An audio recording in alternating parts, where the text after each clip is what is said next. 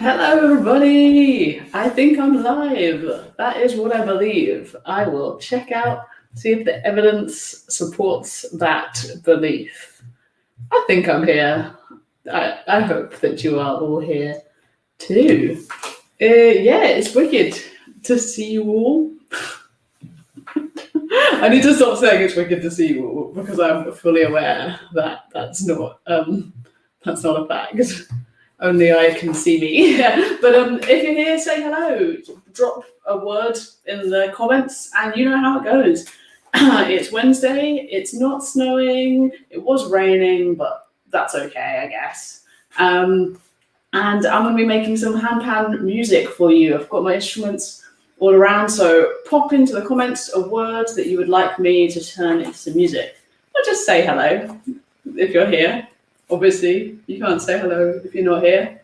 That's how that works. Yeah. Hello, everybody. Hi, thanks for being here. Oh my gosh, Laurie is straight in with such a good word. So, a little backstory on this one. Yesterday, in what we thought of as a perfectly normal move, we decided to eat pancakes for every single meal of the day. So breakfast, lunch, and dinner, all of those were pancakes. And in total, I had 8 pancakes, which some people might say is too many pancakes, but I say to those people, it is a lockdown, and there is nothing going on. So when these celebrations come in, we've got to lean in hard. We've got to enjoy them. So for pancakes, I'm going to pop over to my E major and get myself warmed up. Hello.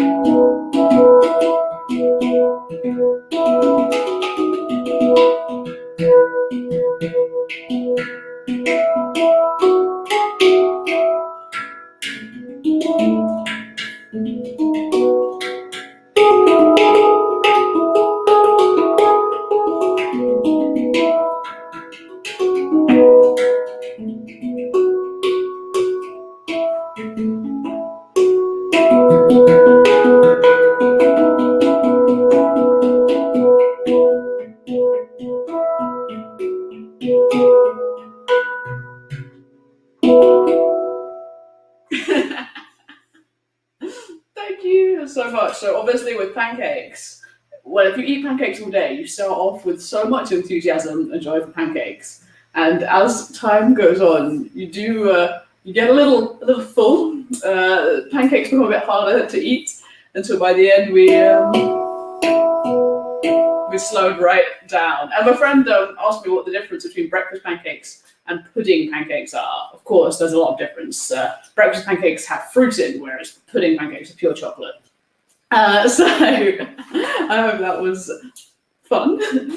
Give me some more words, team. I can see so many wicked people here. Hello, everyone. Howdy is a great way of saying hello. Hi. Hey. Oh, and this is the highest possible mark that you can get in something. 8 out of 8. And yeah, it was Beth. Beth was the aforementioned friend who was asking about the difference between breakfast pancakes and pudding pancakes. So you're famous, Beth. So pop in some new words. In the past, we've had TV shows, we've had characters, we've had feelings, we've had weathers, We've had all sorts of different things. Oh my gosh, so many. This is just like a collection of my favourite people in the world up on here. Hello, everyone. That's a joy. I'm so happy to see you all. Hi. And this is a great one. Thank you, Rob, who has informed me that he is in fact Pam. Spring must be here soon. Spring must be here soon. So obviously, just like all sane people, I hate winter and see no good in it. So the fact that today I got to change out of my parka. So I went for a walk. I did not wear my parka. I just wore my light jacket, which is still very warm, and a scarf and mittens. But spring is here soon, so that makes me feel very hopeful and joyful.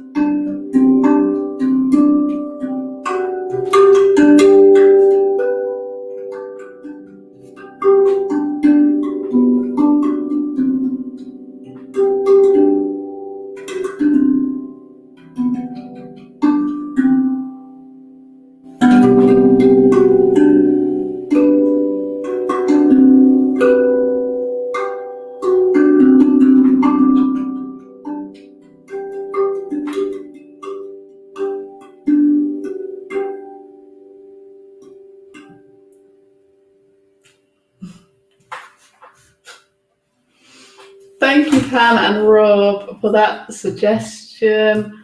And you can see tulips in bloom. Tulips, yeah. I saw some really nice orange flowers the other day. That was a joy. There is hope. There is hope. All right, this, Beth, is brilliant. My choice of the cheek, the nerve, the gall, the audacity, or the gumption, which is amazing. So if you're not watching RuPaul's Drag Race UK, A, what are you doing with the Thursday nights? I'm sorry for you. And B, this is a quote from it, brilliant queen, Tace, who just kind of speaks in sound bites, and everything she says is genius and hilarious. And next time I'm offended, I will say, the cheek, the nerve, the gall, the audacity, and the gumption. So if you're here, please give it a thumbs up, especially if you're watching on YouTube. It's really, really helpful to the madness, magic of algorithms. And if you're not subscribed on my YouTube channel, do it. Let me give this a go. So when I think of these things, I think they're like cheek, nerve, and gall. It's like this kind of joyful playfulness, which is a lot of fun.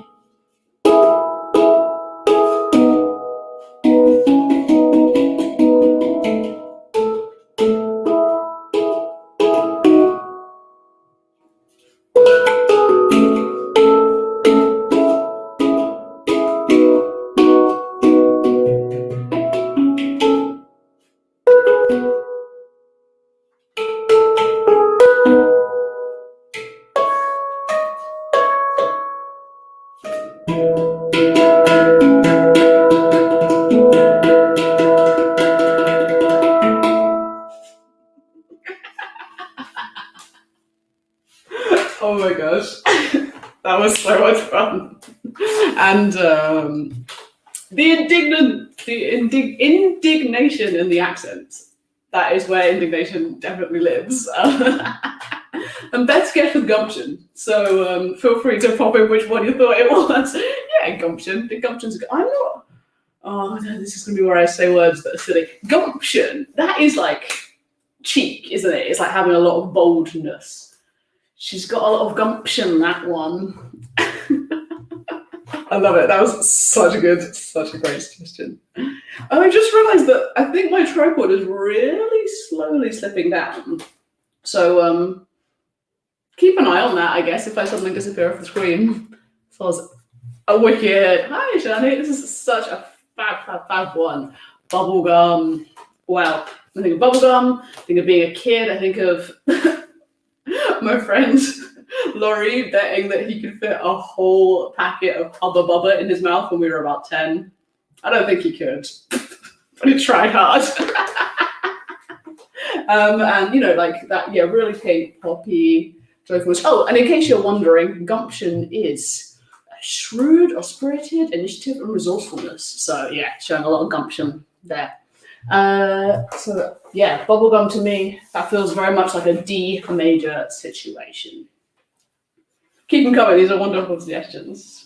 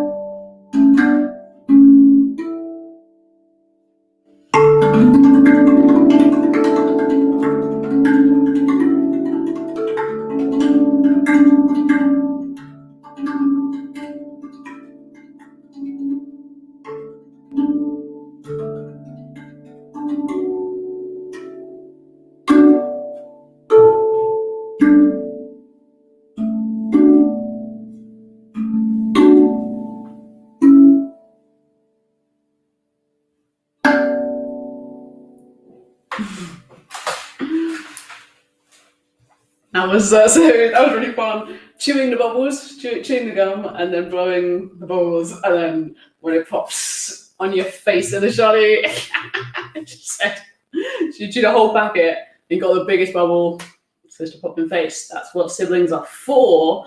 Pop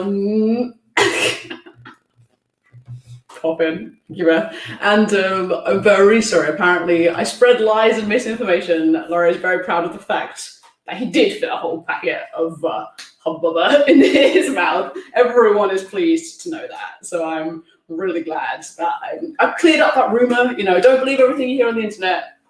Laurie can fit a whole packet of Hubba in his mouth. Oh no, what's a pangolin? It sounds like a shape. No, is it one of those animals? Is it those like lizards? Okay, I think it's a big lizard thing. It's like every week it's like a general knowledge quiz and someone says something that I don't know what it is. But this one is it's obviously not a shape. That would be a, you know, parrot. I think it's those big lizards, right? That they move real slow and they live on an island or something. They're a bit like a dragon. I'm gonna let someone tell me exactly what a pangolin is. I needed to start doing research before these streams on what might come up. But a somersault, that's brilliant. That's genius. Oh, I'm getting red. I'm sorry.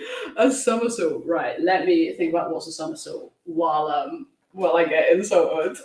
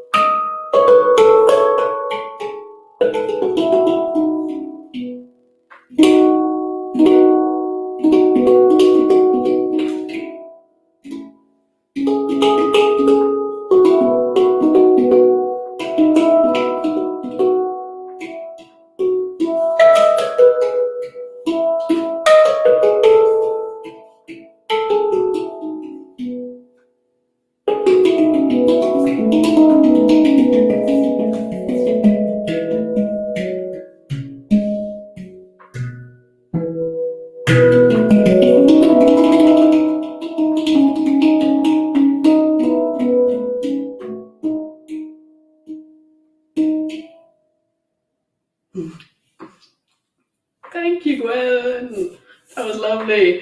Thinking about things tumbling downwards and upwards, and yeah, that's really fun. This kind of repeated thing, and down the front. I've got this one note right under here at the front, which is quite hard to reach, but quite fun to play, which felt really apt for tumbling around. So that was a lovely one. Thanks, Gwen. Okay, all right, I'm being shamed. Face palm. Apparently, they are really cute mammals with scales and cute paws. Okay, I can work with cute. Pangolin. Let me think about a cute mammal with scales and paws. That sounds adorable. Sorry, I didn't know what it was. Sorry. I would like to issue an apology to the pangolin community for those that I've wronged. Soz. I don't know. I learn so much every week. The world is huge. Okay, this sounds fun.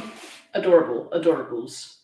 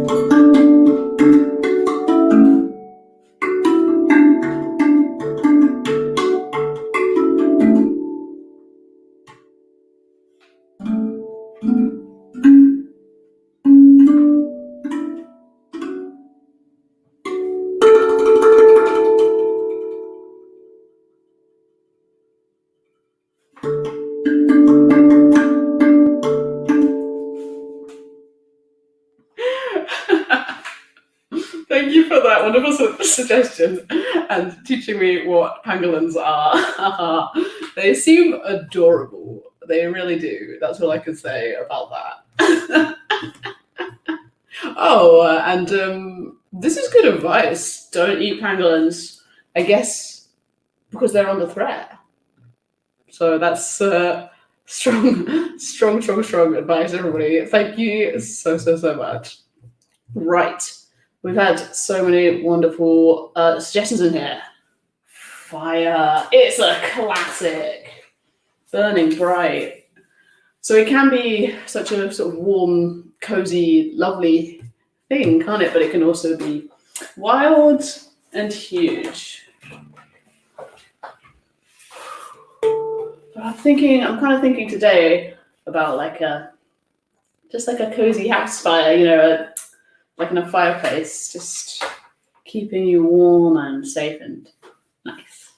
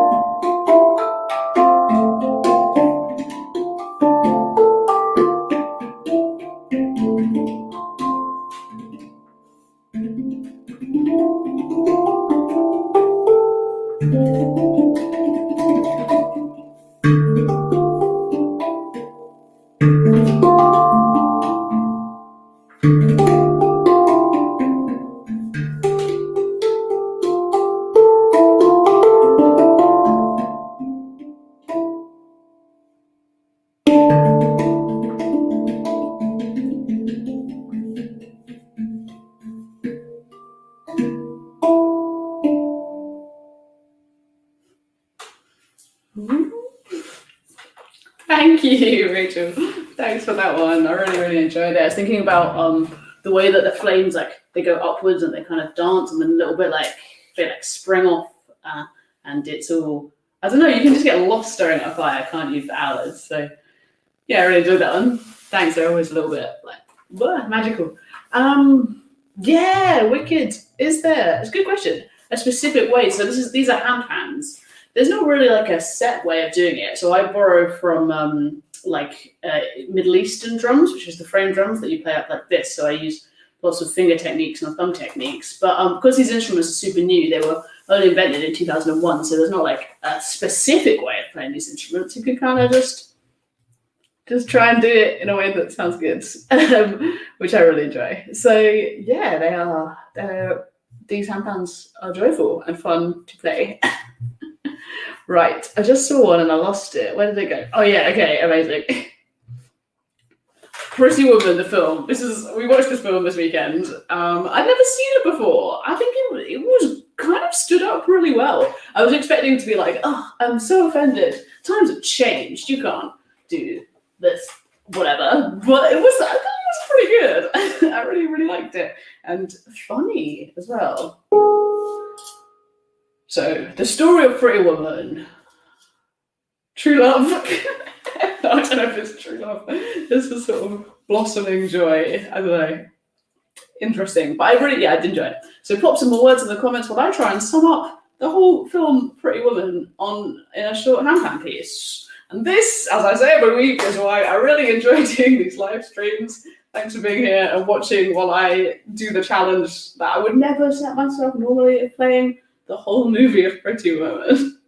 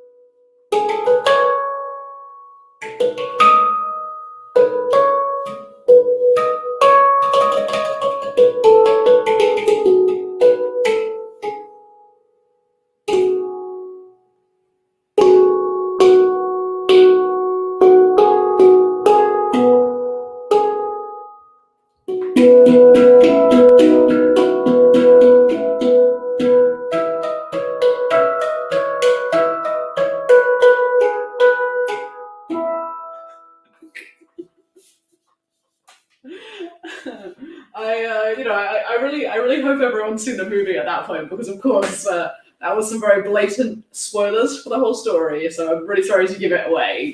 That was pretty much a word for word recreation. So. Thank you. That was such a fun prompt. Yeah, I like that whole story. Oh, into misery territory with this one. This is I'm not very tolerant of weathers that I don't enjoy. And rain in my face when it's icy is not good. I don't bear it very well. It's sad and annoying. I mean, that has been the mega benefit of all this locked downness is not having to go outside in this weather. Every cloud has a non-icy rain in my face lining. And thanks, Pam. All right, let's give it a go.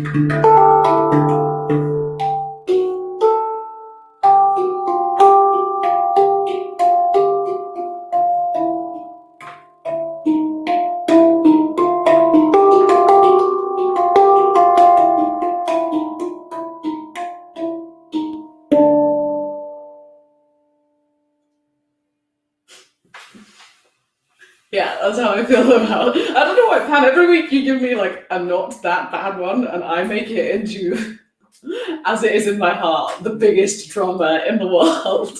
So yeah, once again, I feel that is a very proportionate response to, one of the more awful things that can happen in the world. So, thank you for giving me a chance to express my absolute drama queenness. Right, now this one is really, really interesting. Thank you, Ashani. A charcoal sketch. It can be so many things. Like the medium of charcoal is such an interesting one, isn't it? For like shading and all of that. So yeah, I'm really interested in how. I mean, feel free as I play to put in what kind of a sketch it could be, because there's so many different types of things to draw, aren't there? Also, Beth, not missing a chance to take the mick out of me. I could almost see your eyes stream. Yep, when it gets cold, I cry. Not from sad, I just have sensitive eyes. I think I got them from my mother. When it's windy, if there's like a little breath of wind, my eyes are like, blah. Or if I yawn, I cry. Or in my past, if I ate something even slightly spicy, yeah, I would cry. But, I've worked on that. That's got a lot better. Yeah. And when I yawn, yeah, did I say that? Mm-hmm. What can I say? So I'm going to play it. This is great. I love it. I'm going to play a charcoal sketch, and I want to see some suggestions of what kind of a sketch it could be, or who or what of. I wish I was better at drawing or any of those visual arts. I am not, but this will be my chance.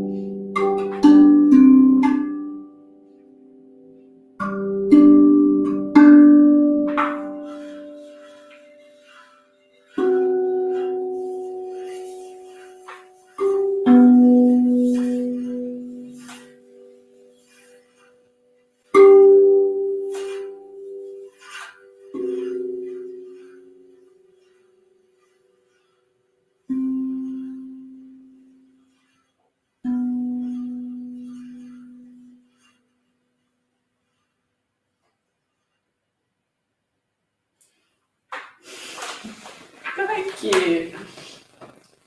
So I was thinking of like a still life and the way that you can capture like fruits and shapes and beauty with just lines, but it could have been life sketching. Another great suggestion. And it sounded like a landscape. Could have been. It could have been. That's the beauty of music. So subjective. It could have been a life sketch of a person in a landscape eating some fruit. It could have been any of those things. And I had to, as it was getting really, really quiet, I had that thing that I always often worry. I play lots of music, in the before days, lots of awesome pieces of music that can be really, really quiet.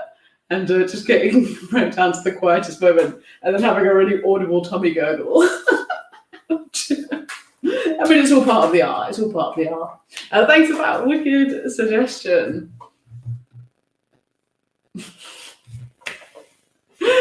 Oh, thanks, Beth. So the first time Beth and I met was at our where we studied together, and we were just sitting having a chat, and I just bought some like sushi, like vegetarian sushi from Tesco's. And I've been a vegetarian for years, so I'd never really eaten sushi because I didn't know they had veggie versions of stuff. In my head, it was just fish. So at this time, I'd like just discovered it, and I was like, oh my god, this is incredible. I wasn't really that, knowledgeable as to what wasabi is or quite how spicy it is. So here I was just like treating it like it's, ketchup, slathering it all over this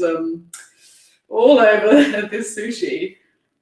Took a bite and then was trying to continue a conversation with this new friend I just made in this new school while just sobbing, just tears streaming down my face and trying to just play it cool. I mean, it can't have failed too badly because she is still my friend.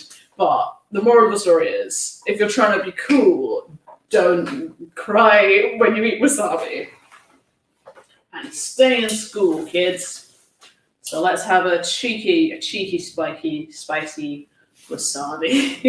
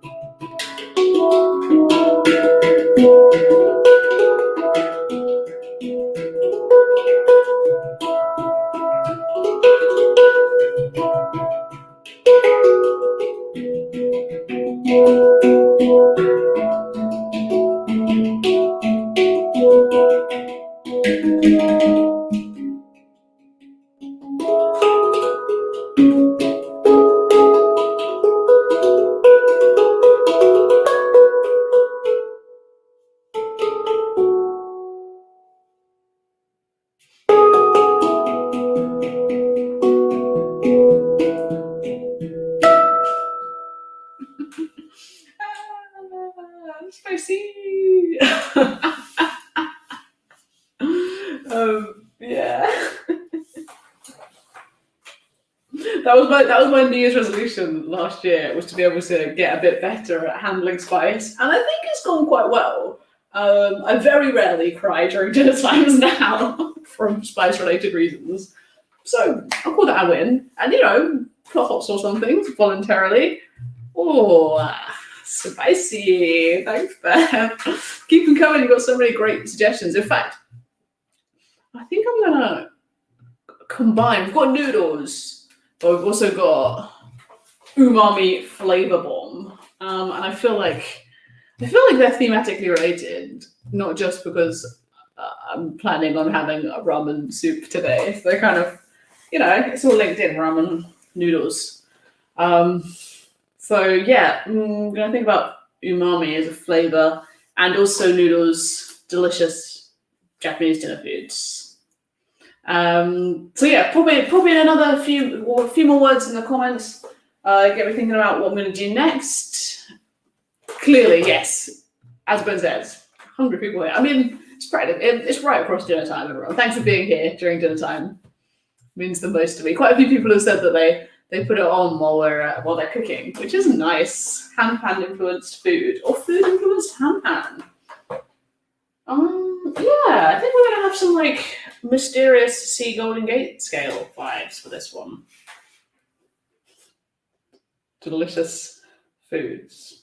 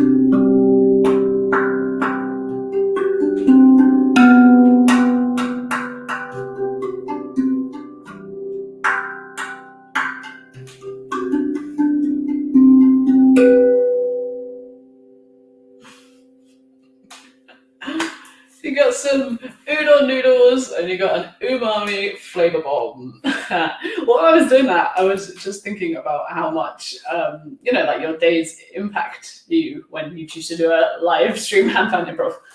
I speak from my own experience here. And today I was talking about silence loads in my lesson. I was giving a lesson. And there it is, lots of silence for you today. So, fun fact. This is a great question. How many? So the notes on a handpan can super duper vary. This is a pretty standard layout with, I'm going to say 9, I guess. One in the middle is called the ding. So that's kind of like the big bass note that makes it give it its key, sounds super resonant. And these two are technically tongue pans, which means that they are cut from a big sheet of metal. Whereas these two are handpans and they're made from hammering, just like steel pan drums are. And in layout, no, steel pans work in fifths, so each note is 5 away from each other. Whereas these kind of pretty much go up. I'll try and hold it so you can see it, but I don't drop it. Oh. So these all walk up in sequence. A little gap. But it's this one is sort of D major, but the first note is G. That's the standard layout. We've got a D minor over here. That's not true what I just said. That is a C Golden Gate. That was a D major. So this is a different scale. But same thing applies. But this one is a monster. It's got 17 notes on it, including these underneath ones. And these underneath ones are really new. So that's kind of technology that's constantly being developed. And in the past few years, they've like really got underneath notes sounding good, which is fun. So that's why I can do all this like kind of bassy thing. But even still, it's just laid out in a major scale. And then I've got some underneath notes. So if I just play on top, and then with my additional notes, we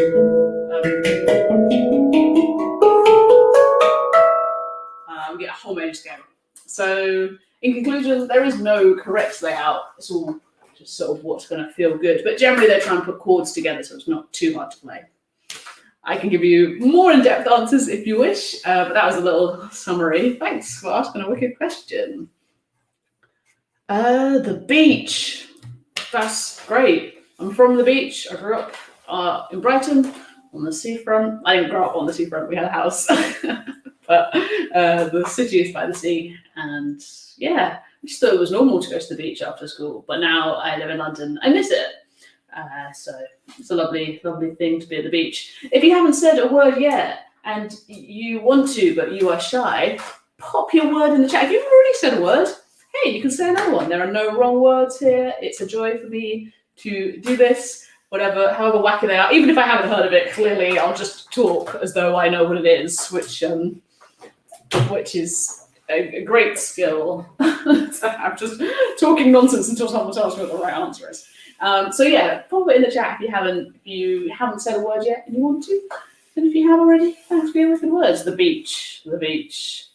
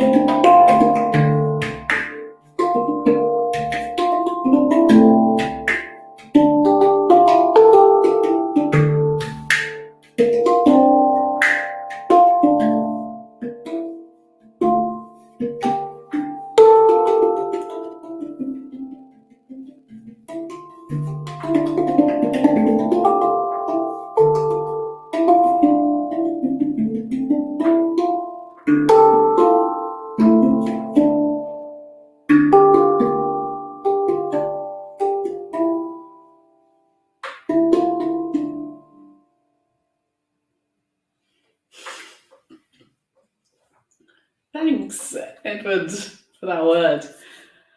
I must confess, I should probably give you your money back because I was thinking about the ocean. I was only thinking about waves and oceans. I think if I was thinking about the whole beach, I could have had some ice creams and donkeys and like sandcastles and things in, but I was just pulled into the water. So thanks for that great word. I took it in the ocean only way. So if you want to see the whole beach, I could try that again next week.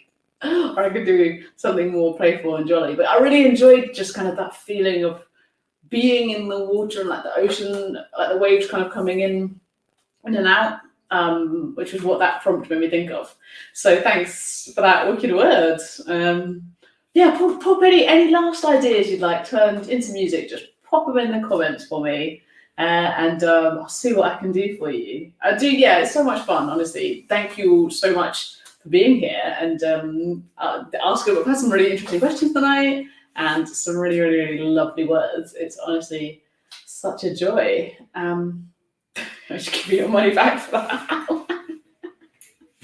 But yeah, I really, really, really liked doing that prompt of wave. Yeah, it felt like waves, didn't it? You know, I'm getting so like. I think that's one of the things about improvising, because I do kind of comedy improv as well, and that thing of being outside of your world, like you're talking, but you have to not be listening to yourself as a critic, just trying to keep a hand of what's going on. Oh my gosh, yes.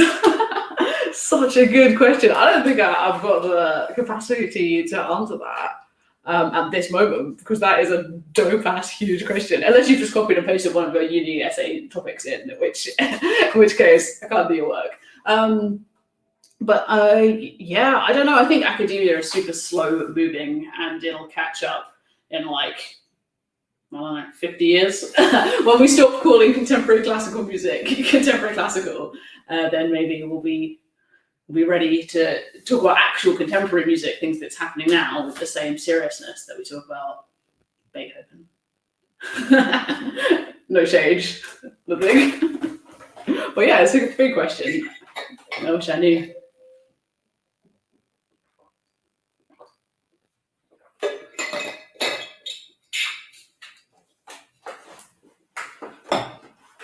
And I do think the internet can help with that. The fact that we're all like floating around in this space rather than only accessible through libraries means that we've got more togetherness and joy.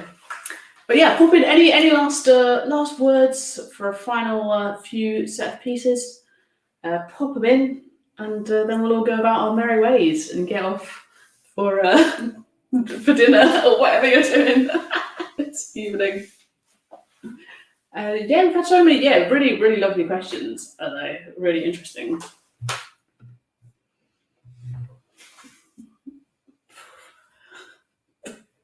Just sit quietly. Yeah. Or I'll just play. If you haven't already, please do hit like on my videos. It is helpful. And subscribe to my YouTube channel. I do these streams every week, so there'll be another one back at 6. So if you didn't have a chance to say your word, don't worry about it. And it will come back next week. Oh, well, we kind of have like a fiery theme. Gonna pop off with our very, very nice word, ash. Due to it being Ash Wednesday. Got two very different takes. Ash as in like after a fire, it's all burned down.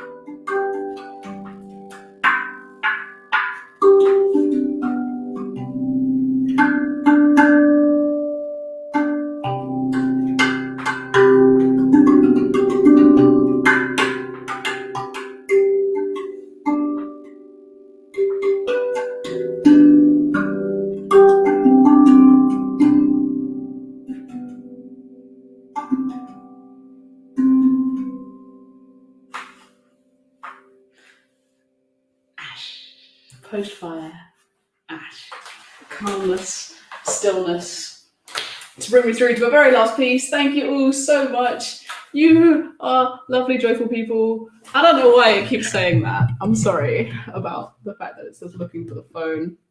I hope I can find it. I get to just finish off with a quick couple because I can answer them both at the same time, because my favourite percussion instrument is the handpan. So playing the handpan, I'll play you peas rolling off my plate. Thanks for watching. See you all next week. Bye.